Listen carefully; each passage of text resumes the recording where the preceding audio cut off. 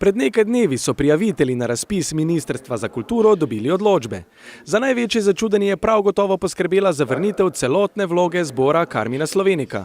Začudenje je še toliko večje, saj zbor pravzaprav velja za paradnega konja mariborske in slovenske neodvisne produkcije.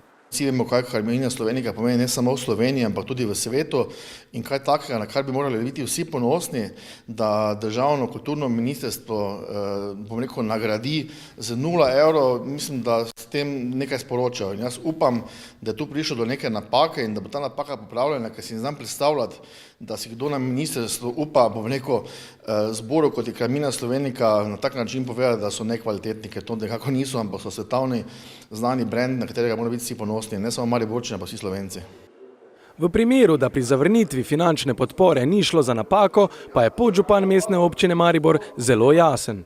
Najbolj se bojim tega, da je dejansko komisija svojo odločitvijo namenoma storila to, kar je storila, in če pa to storila, pa raje ne bom povedal, kaj so tej komisiji mislim.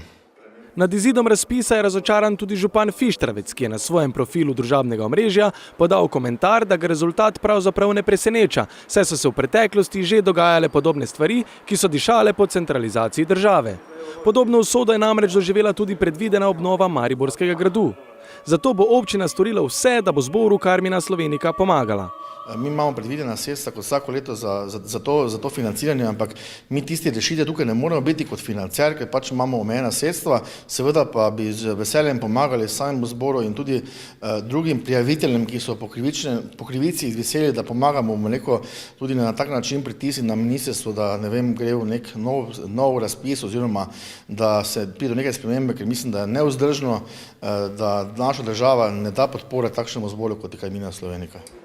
Sicer pa niso vsi neodvisni producenti na razpisu Ministrstva za kulturo ostali praznih rok. Dobili smo dobri 2/3 zaprošenega, ampak dejstvo je pač, da v slovenskem prostoru malo moš računati s tem, da ne dobiš tistega, za zaprošiš. V društvu Moment na zadevo gledajo precej realno in s prstom ne kažejo zgolj na mačehovski odnos države. Dejstvo pač je, da samo od vsega se ne bo ni zgodilo in tudi pritisk z nevladnikov je nujno potreben in to konstantno, da se stvari premikajo naprej. Ne bo se, iluzorno je pričakovati, da se bodo stvari same sebe zgodile in tukaj je marsikdaj tudi treba obrniti puščico na nas nevladnike. Iz Karmine Slovenike so nam sporočili, da situacijo šele natančno analizirajo in zato izjav za javnost ne dajejo. Smo pa na njihovem Facebook profilu zasledili komentar, da se paradne konje slovenske kulture eliminira na brutalen način, brez možnosti ugovora.